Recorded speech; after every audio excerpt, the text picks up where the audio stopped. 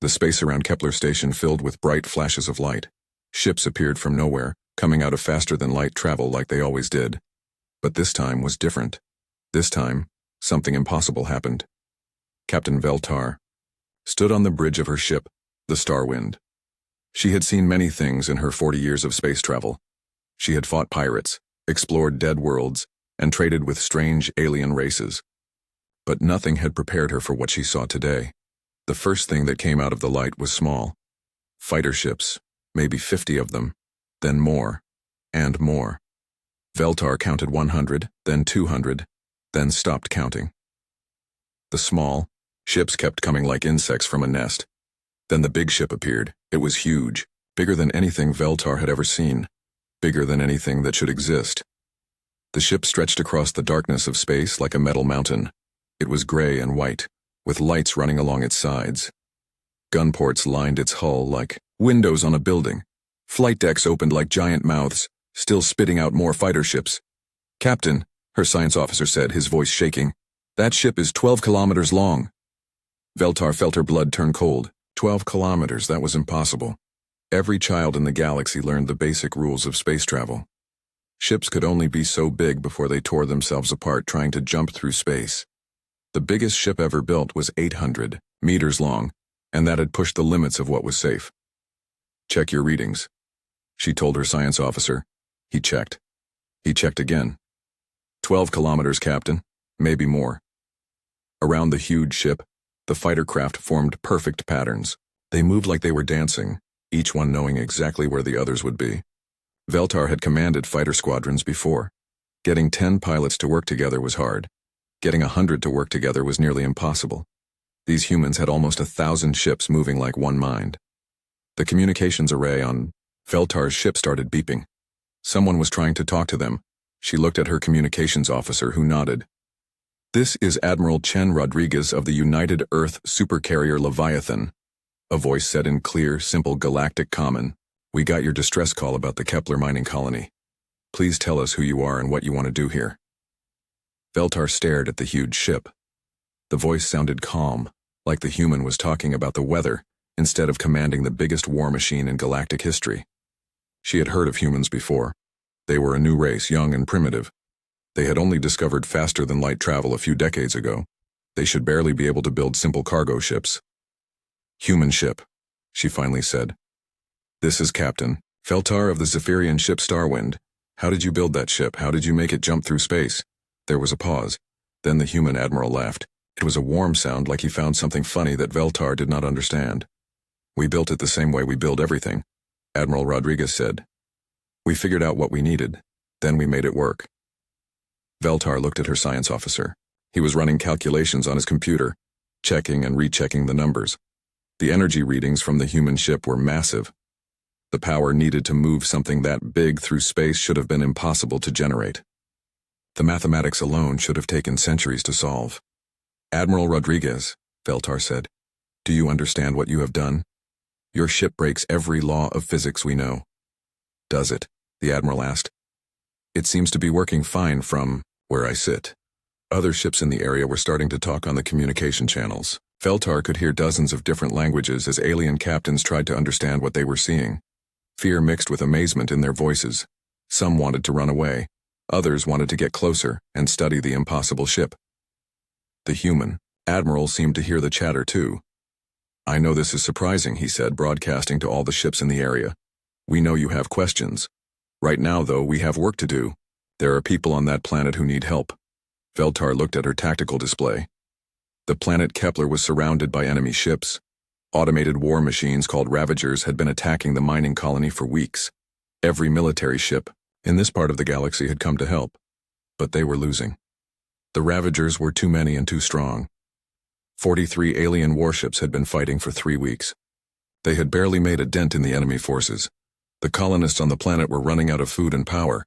Soon, they would start dying. Now the humans were here with their impossible ship. "Human Admiral," came another voice on the communications channel. This was Admiral Korth of the Hegemony Fleet. His voice was cold and professional. "We appreciate your offer of help, but this is a complex military situation. It requires careful planning and coordination.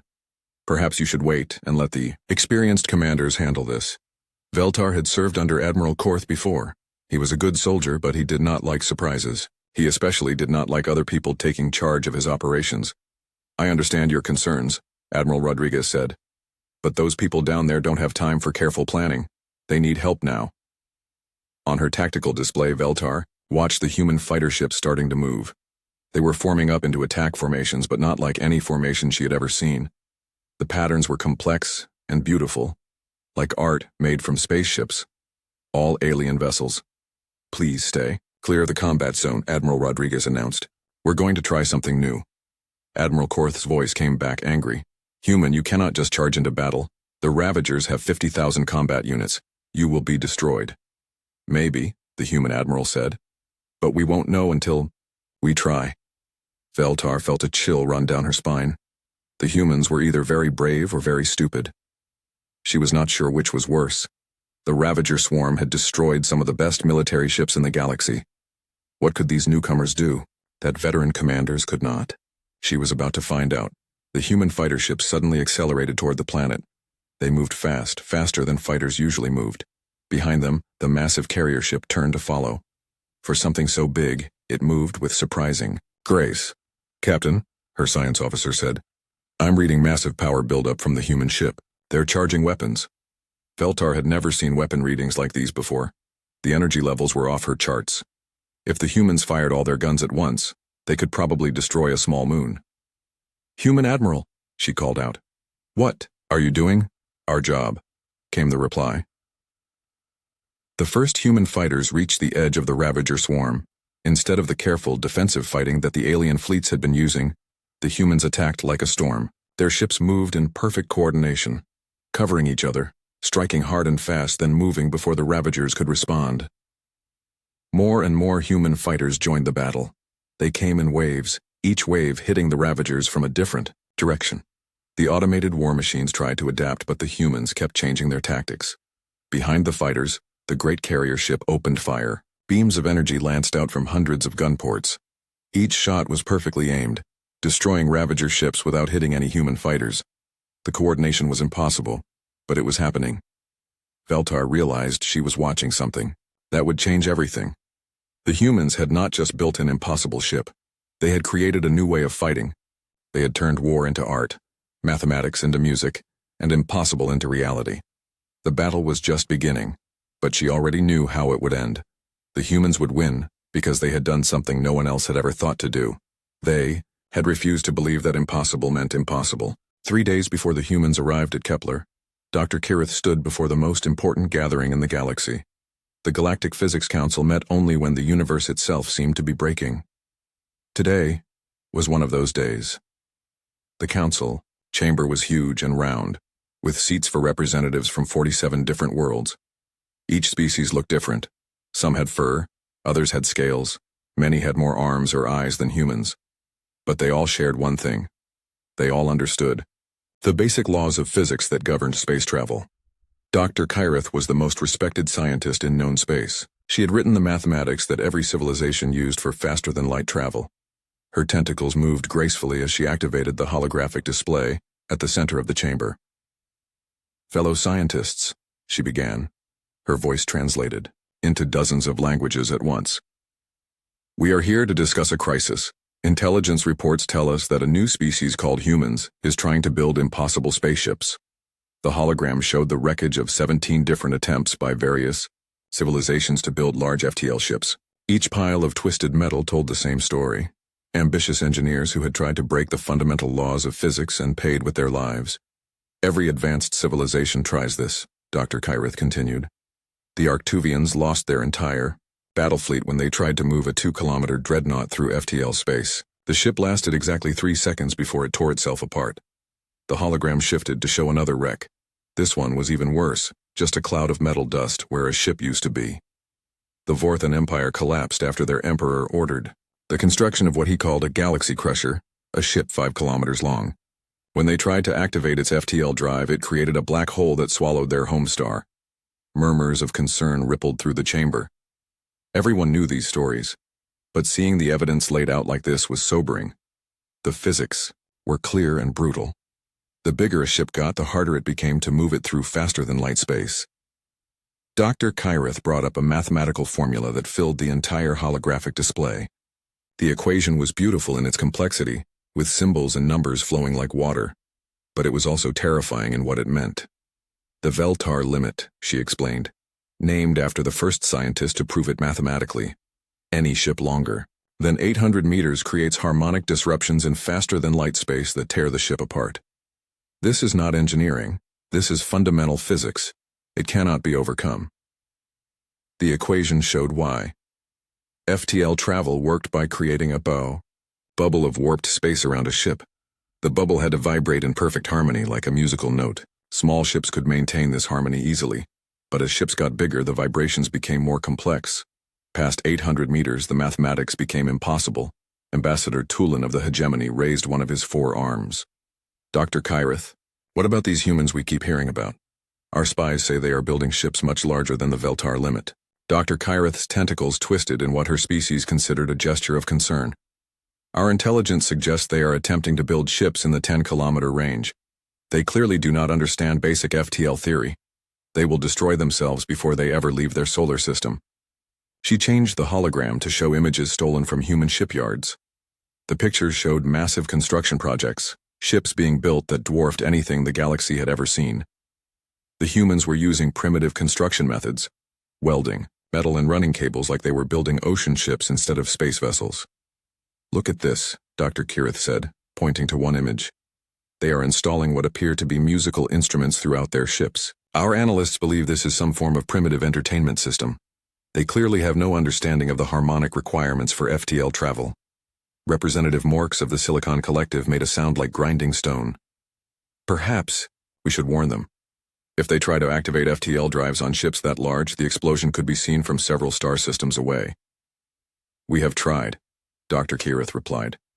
Human scientists refuse to accept our mathematics. They claim they have found a different solution. They say they will prove us wrong. Laughter filled the chamber, but it was not happy laughter. It was the sound of people who had seen too many civilizations make the same mistake. Different solution? Ambassador Tulin asked. There is only one way to create stable FTL fields. The mathematics are universal. They work the same way for every species, on every world, in every situation. Dr. Kyrith nodded gravely. Exactly. Physics does not care about determination or creativity. It only cares about mathematical truth. And the mathematical truth is that ships larger than 800 meters cannot survive FTL travel. The hologram changed again, showing the historical development of FTL technology across the galaxy. Every civilization had followed the same path. First, they discovered anti-gravity. Then they learned to create energy shields. Finally, they mastered the harmonic resonance needed for faster-than-light travel. This progression is not accidental, Dr. Kyrith explained. Each step builds on the previous one. You cannot skip steps. You cannot find shortcuts. The humans are trying to run before they have learned to walk. Representative Zax of the Hive Mind spoke up. Her voice buzzed like 1,000 insects talking at once. What if they succeed? What if somehow their primitive methods work? The chamber fell silent. Dr. Kyrith's tentacles stopped moving entirely, which was the equivalent of a human holding their breath. They cannot succeed, she said finally. If they could, it would mean that everything we know about physics is wrong. It would mean that thousands of years of scientific progress by dozens of civilizations has been based on false assumptions. But what if it is? Representative Zax pressed. What if we have been thinking about this problem incorrectly? Dr. Kyrith activated a new set of calculations. These were even more complex than the first ones, filling the holographic space with flowing mathematical poetry. I have spent my entire life studying these equations. I have checked every assumption, tested every theory, verified every calculation. The mathematics are perfect. They cannot be wrong. The council members looked at the swirling numbers and symbols. Most of them could barely understand the basic concepts, let alone the advanced mathematics. They had to trust Dr. Kyrith's expertise. Humans will learn, Dr. Kyrith continued, just as every other civilization has learned. They will try to build their impossible ships, and those ships will be destroyed. Then they will accept the Veltar limit and build reasonable vessels like everyone else. But even as she spoke, Dr. Kyrith felt a small doubt growing in the back of her mind. Her spy network had sent her more images from human shipyards. The construction was progressing faster than expected. The humans worked with a determination she had never seen before. They seemed to believe completely that their methods would work. More troubling were the energy readings. Human ships were generating power levels that should have been impossible with their primitive technology. Their harmonic field generators were creating resonance patterns that made no mathematical sense, yet somehow remained stable.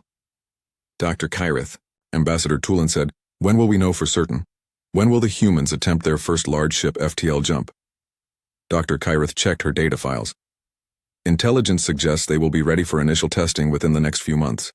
When they try to activate their FTL drives, we will detect the energy surge from here. The explosion will be visible across several star systems." "And if there is no explosion?" Representative Zax asked quietly. Dr. Kyrith's tentacles coiled tightly. "There will be an explosion. There must be an explosion. If there is not, then everything we believe about the universe is wrong. And that is impossible." The council session ended with a vote to monitor the human situation closely. Most representatives left feeling confident that the universe would soon teach these upstart humans a harsh lesson about the limits of physics. But a few left with questions they could not answer. What if the humans were not wrong? What if they had found something that all the advanced civilizations of the galaxy had missed? Dr. Kyrith stayed behind long after the others had gone, staring at her beautiful, perfect equations. She had built her entire career on these mathematical truths. They had guided galactic civilization for thousands of years. Soon she would learn whether they had been wrong all along. Chief Engineer Maria Santos walked through the heart of humanity's greatest achievement. The engineering deck of the UES Leviathan stretched for 3 kilometers in every direction, filled with machines that hummed and sang in perfect harmony. She had been working on this project for 7 years, and she still could not believe it actually worked. Today was special. A group of alien engineers had come to see the impossible ship for themselves. They walked behind her like students following a teacher, their various eyes and sensors recording everything they saw. Santos could feel their confusion and amazement. She understood why. "The breakthrough came from my brother-in-law," she explained as they walked past the main harmonic resonance chamber. Dr. James Chen was studying human music when he realized something interesting. The alien engineers exchanged glances. Santos could see the doubt in their faces. Music as a basis for interstellar travel. It sounded ridiculous. Dr. Chen was analyzing Bach's fugues. Santos continued. Bach was a human composer who lived hundreds of years ago. His music was mathematically perfect, multiple melodies playing at the same time, each one independent but all working together to create something beautiful. She stopped at a viewing window that looked into the main engine room. Inside, hundreds of massive machines worked together in perfect synchronization. Each machine was the size of a building, but they all moved in rhythm like dancers. That's when Dr. Chen had his idea. Santos said, "What if we treat the ship's harmonic resonance the same way Bach treated music? Instead of trying to calculate one huge, complex harmonic field, what if we create many smaller fields that work together?" Professor Velkic of the Zephyrian Science Academy spoke up. His voice was skeptical. "But the mathematics are exponentially more complex. The processing power required to coordinate multiple harmonic fields would be enormous." Santos smiled. "That's what everyone said, until we tried it." She led them to the next viewing chamber. Inside, they could see the ship's main computer core, but it did not look like any computer the aliens had ever seen. Instead of processing banks and data crystals, the core was filled with what looked like musical instruments. "We don't use traditional computers to calculate harmonic resonance," Santos explained. "We use quantum-entangled resonators that are tuned like instruments in an orchestra. Each one handles a small part of the ship's total harmonic signature." The alien engineers stared in amazement. Dr. Thrix of the collective made a sound like grinding gears. "This is primitive. How can musical instruments perform calculations that require the most advanced computers?" "They don't perform calculations," Santos said. "They create music. The ship's harmonic field is literally a song, a very complex song that happens to match the frequency patterns needed for FTL travel." She activated a demonstration panel. Immediately, the entire ship began to vibrate. The vibration was not random or harsh. It was musical, like being inside a giant cathedral organ. The sound seemed to come from everywhere at once, from the walls, the floor, even the air itself. The alien engineers felt the music in their bones. Some of them had to steady themselves against the walls as the harmonic resonance washed over them. It was beautiful and terrifying at the same time. "We call it Beethoven's Drive," Santos said with pride, "because it's music that moves worlds." Professor Velkik was frantically taking readings with his instruments. "The energy levels are stable," he muttered. "The harmonic patterns are consistent across the entire ship. But this should be impossible." "Why impossible?" Santos asked. "Because," Professor Velkik said, his voice shaking, "your system has no central control. Each resonator is operating independently. There is no master computer coordinating the patterns. How do you maintain synchronization?" Santos led them to another viewing window. This one showed the ship's most closely guarded secret, the conductor's chamber. Inside, a single human sat at what looked like a piano, his hands moving across, keys that glowed with soft light. "Meet Lieutenant Commander David Park," Santos said. "He's our chief harmonic conductor. He doesn't control the resonators directly. He conducts them like a musician conducting an orchestra." The alien engineers watched in fascination as Park's fingers danced across the glowing keys. Each time he touched a key, somewhere in the ship, a harmonic resonator adjusted its frequency. The changes were tiny, but they rippled through the entire ship's harmonic field. "The human brain is remarkably good at pattern recognition and musical harmony," Santos explained. "Much better than any computer we could build. Park doesn't calculate the ship's harmonic needs. He feels them. He hears when something is out of tune and adjusts it instinctively." Dr. Thrix made more grinding sounds. "You are telling us that your entire FTL system depends on one person's musical ability?" "Not just one person," Santos corrected. "We have 12 conductors, working in shifts. Each one is a master musician trained in both human and alien musical theory. They don't just play the ship, they become part of it." She led them deeper into the engineering section, past banks of resonators that hummed in harmony. Each resonator was precisely tuned to a specific frequency. Together, they created a symphony of sound that somehow translated into faster-than-light travel. "The real breakthrough came when we stopped thinking like engineers and started thinking like artists," Santos said. "Every other species approaches FTL travel as a mathematical problem. You try to calculate the perfect harmonic field and then generate it mechanically." They stopped at another demonstration panel. Santos activated it, and the aliens could see a holographic representation of the ship's harmonic field. It looked like sheet music made of light, with flowing patterns of color that pulsed in rhythm with the ship's engines. "We approach it as a creative problem," Santos continued. "We don't calculate harmony, we compose it. We don't generate resonance, we perform it. The ship's FTL field is not a mechanical process, it's a live musical performance." Professor Velkik was studying his instruments again. "The field strength varies constantly," he observed. "It never maintains exactly the same pattern for more than a few seconds." "Exactly," Santos said. "That's what makes it work. Traditional FTL systems try to maintain perfect mathematical harmony. But perfect is rigid. Our system is alive. It adapts and changes as conditions change. When we hit turbulence in FTL space, our conductors adjust the harmony to compensate.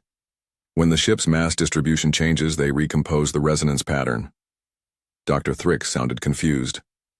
"But without perfect mathematical control, how do you ensure stability? How do you prevent cascade failures?" Santos led them to the final viewing chamber. Inside, they could see the ship's emergency systems. These looked more familiar to the alien engineers, traditional computers and backup systems that any civilization would recognize. "We have mechanical backups for everything critical," she explained. "But they're not primary systems, they're safety nets. The music is what actually flies the ship." As if to demonstrate her point, the ship's harmonic field suddenly shifted. The change was subtle but noticeable, like hearing an orchestra transition from one movement of a symphony to another. Through the viewing windows, they could see Lieutenant Commander Park adjusting his conductor's console, his movements smooth and confident. "We're changing course," Santos explained. "Park is conducting the ship through a navigational adjustment. He doesn't need to calculate new harmonic equations. He just plays a different song." The alien engineers watched in amazement as the massive ship gracefully changed direction, its movement coordinated by nothing more than one human's musical instincts. It defied everything they understood about space travel, physics, and engineering. "This is beautiful," Dr. Thrix admitted finally. "But it is also terrifying. Your entire civilization's ability to travel between stars depends on art rather than science." Santos nodded. "That's what makes us human. We've never been good at accepting limitations. When the mathematics said something was impossible, we found a way to make it possible anyway. We turned science into art, mathematics into music, and impossibility into reality. She gestured toward the viewing windows where the ship's harmonic systems continued their complex dance of light and sound. Other species build machines. We build symphonies that happen to carry us through space. The alien engineers spent several more hours studying the Leviathan systems. They took detailed readings, asked hundreds of questions, and recorded everything they could. But Santos knew they would never truly understand what they were seeing. Understanding required more than knowledge. It required the willingness to believe that sometimes the impossible was just another word for untried. Admiral Korth of the Hegemony Fleet stared at his tactical display with growing frustration. For 3 weeks, his combined fleet had been trying to break through the Ravager defenses around planet Kepler. 43 of the galaxy's most advanced warships commanded by the finest military minds in known space, and they had barely scratched the surface of the enemy forces. The Ravagers were machines left behind by a dead civilization, programmed to destroy anything that came near their territory. They had no fear, no mercy, and no need for rest. Each Ravager was the size of a fighter, but armed like a frigate. There were 50,000 of them forming a perfect sphere around the planet. Status report, Korth demanded from his tactical officer. We've destroyed approximately 1,500 Ravagers in 3 weeks of fighting, the officer replied. We've lost 11 ships and suffered major damage to 16 others. At this rate, it will take us 8 months to clear enough Ravagers to attempt a rescue landing. Korth's jaw tightened. 8 months. The colonists on Kepler didn't have 8 months. They were already rationing food and power. Within a month, people would start dying. Then the humans arrived. The first sign was the massive energy surge as something huge came out of FTL space. Korth's sensors immediately began screaming warnings about impossible power readings and ship configurations that shouldn't exist. Sir, his communications officer said, we're receiving a transmission from the new arrival. They identify themselves as the UES Leviathan, under the command of Admiral Chen Rodriguez. Korth had heard rumors about human ships, but seeing the Leviathan in person was shocking. The vessel stretched across 12 kilometers of space, bristling, with gun ports and flight decks. More disturbing were the energy readings. The human ship was generating enough power to supply a small planet. Human Admiral, Korth said into his communicator. This is Admiral Korth of the Hegemony Fleet. We appreciate your offer of assistance, but this is a complex military operation requiring careful coordination. Perhaps you should observe and learn from experienced commanders. The human's response was immediate and confident. Admiral Korth, I understand your concerns, but those people down there are out of time. They need help now, not after months of careful planning. Korth felt his anger rising. These humans had been in space for barely 50 years. He had been fighting battles when their species was still learning to build simple spacecraft. Who were they to lecture him about military strategy? Human ship, you clearly do not understand the situation, Korth said coldly. The Ravager swarm contains 50,000 combat units. They have destroyed some of our best vessels. This requires patience and tactical precision. Maybe, the human admiral replied. But we won't know what's possible until we try. On his tactical display, Korth watched in disbelief as hundreds of small ships began pouring out of the human carrier. Fighter after fighter launched from dozens of flight decks, forming up in patterns he had never seen before. The coordination was impossible. No species could manage that many individual pilots working together. All vessels, clear the combat zone, Admiral Rodriguez announced. We're going to attempt something new. Korth's tactical officer was counting the human fighters. Sir, I'm reading 847 individual craft. They're all armed and moving in perfect formation. 800 fighters.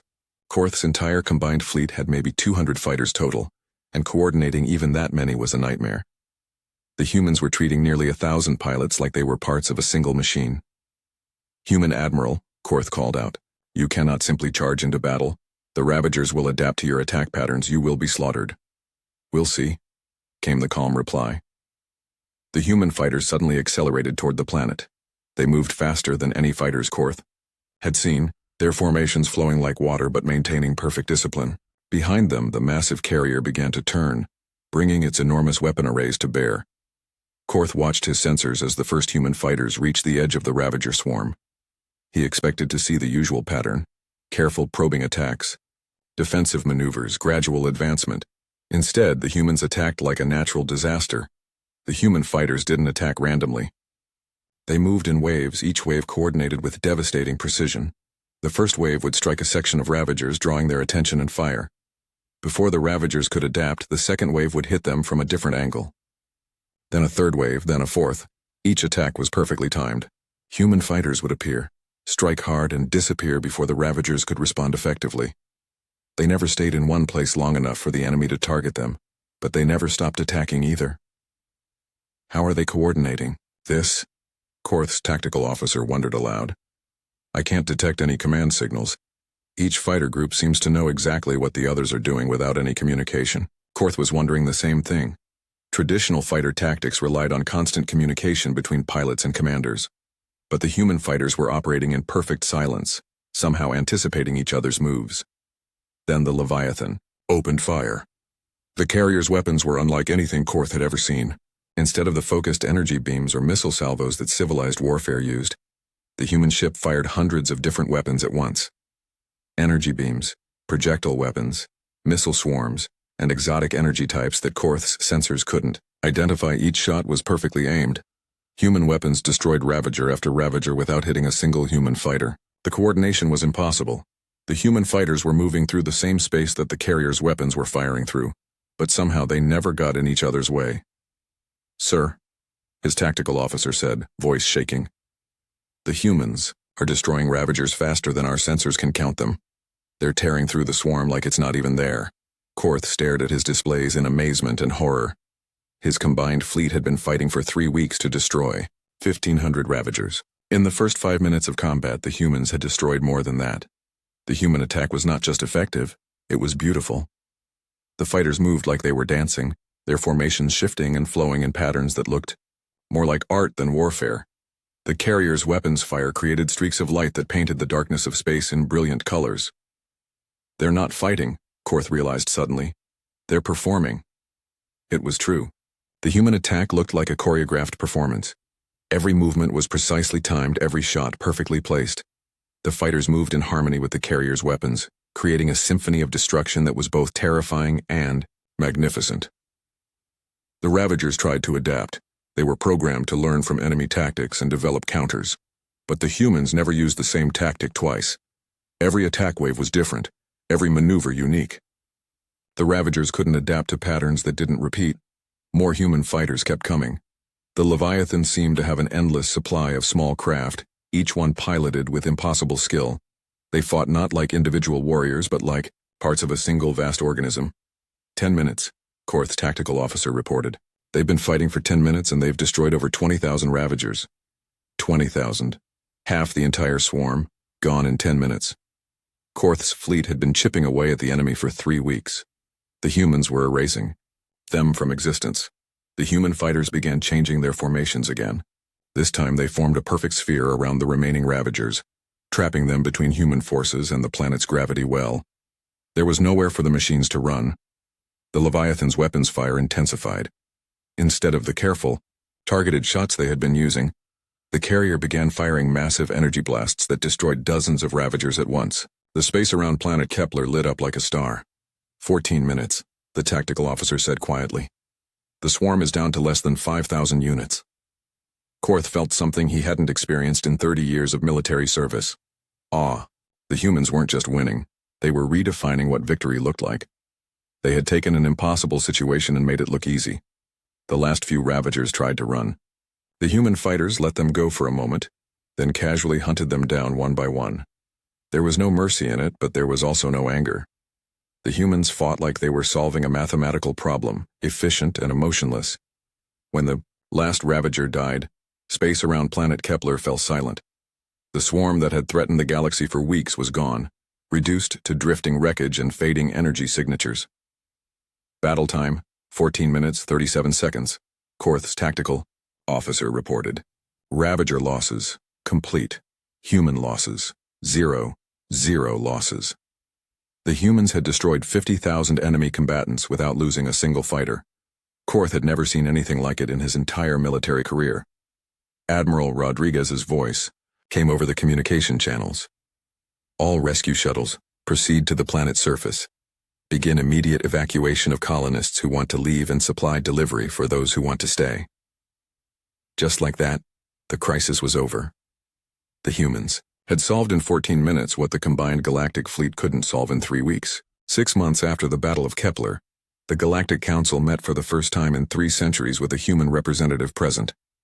The chamber was the same as it had always been, vast and circular, with seats designed for the 47 different species that made up galactic civilization, but everything else had changed.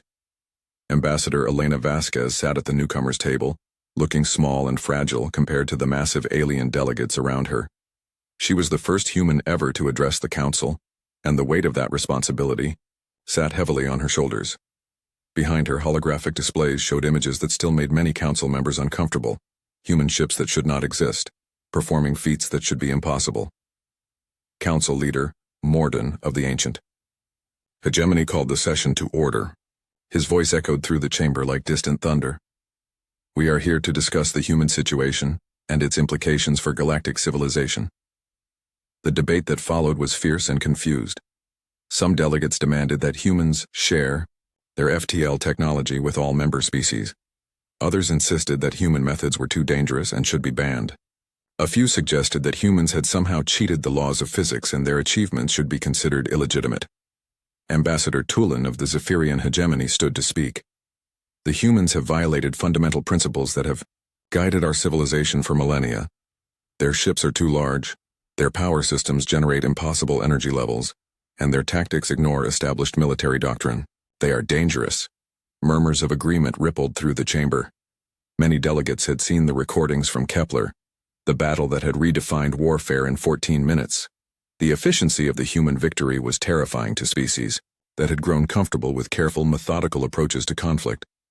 Dr. Kirith appeared as a hologram at the center of the chamber. Even her virtual presence commanded respect. The mathematics remain clear, she said, her tentacles gesturing at complex equations floating in the air. Human ships should not be able to achieve FTL travel.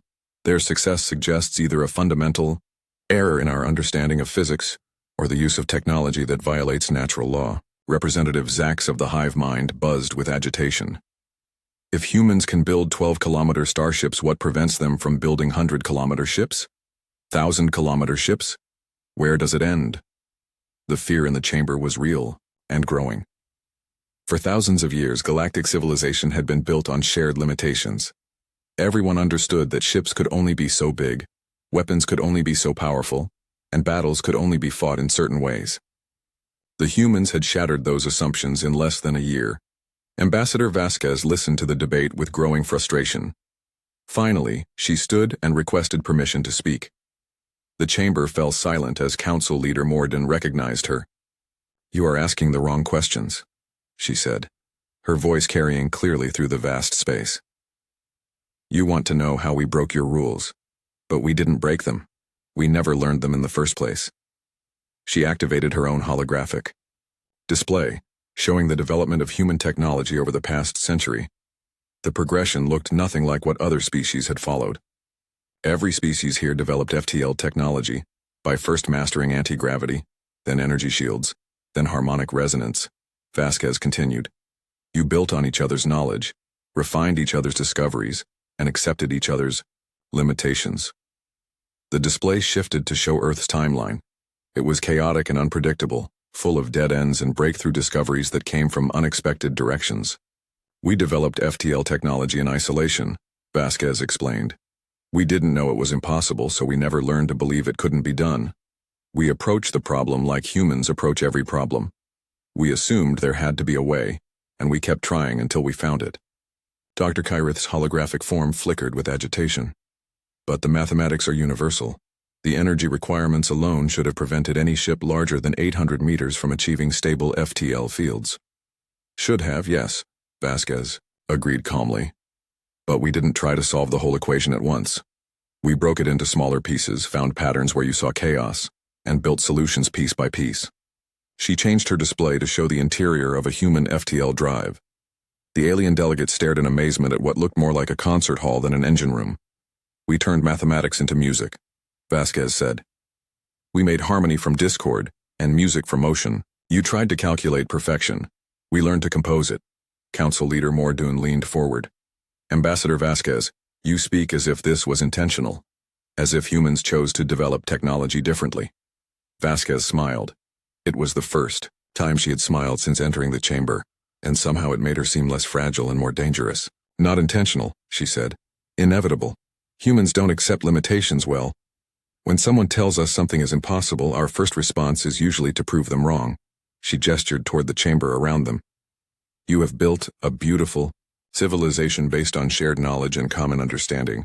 You have eliminated war through careful diplomacy, solved resource problems through efficient distribution, and maintained peace through accepted boundaries. The delegates nodded. They were proud of what galactic civilization had accomplished. But you have also eliminated possibility, Vasquez continued. When everyone agrees that something cannot be done, no one tries to do it. You have achieved stability by accepting limitation. Representative Zax made her buzzing sound of confusion. Are you suggesting that limitations are bad? I'm suggesting that they're not always permanent, Vasquez replied. What looks like a fundamental law of physics to one generation might be just an engineering problem to the next. She changed her display again, this time showing human ships under construction. These were even larger than the Leviathan, massive vessels that dwarfed anything the galaxy had ever seen. The UES Symphony is our second supercarrier, Vasquez announced. 15 kilometers long, designed not for war but for exploration and diplomacy. It carries laboratories, cultural exchange centers, and living spaces for representatives from every species in the galaxy. The chamber erupted in shocked voices. 15 kilometers.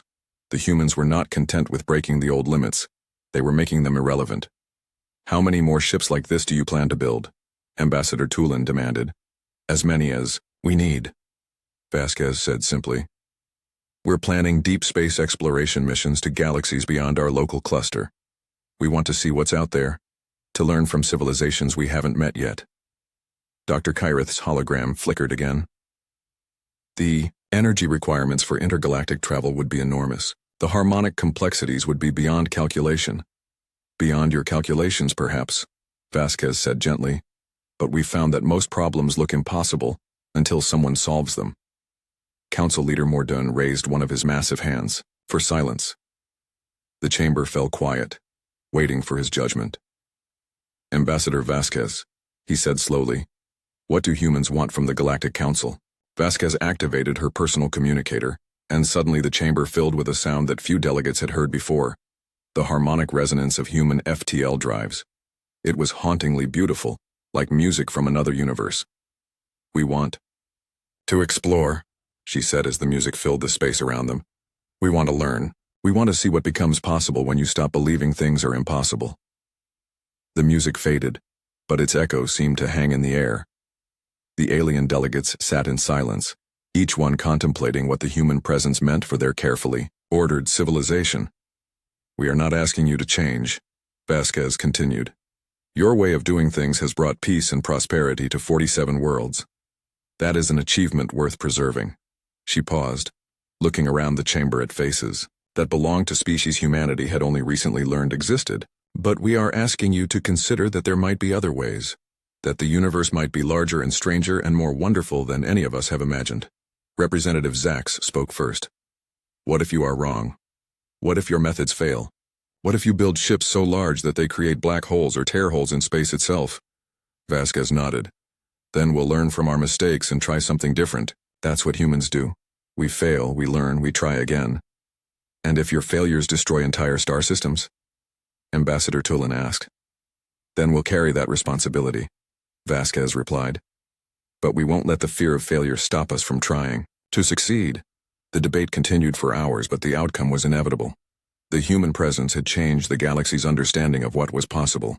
Whether the other species liked it or not, the old limitations were gone. As the session ended, Council Leader Mordun made the formal announcement that would reshape galactic civilization. The Galactic Council recognizes humanity as a member species, with all the rights and responsibilities that membership entails. Ambassador Vasquez stood and bowed to the assembled delegates. Thank you. We look forward to seeing what we can accomplish together. Outside the council chambers, construction had already begun on humanity's third supercarrier.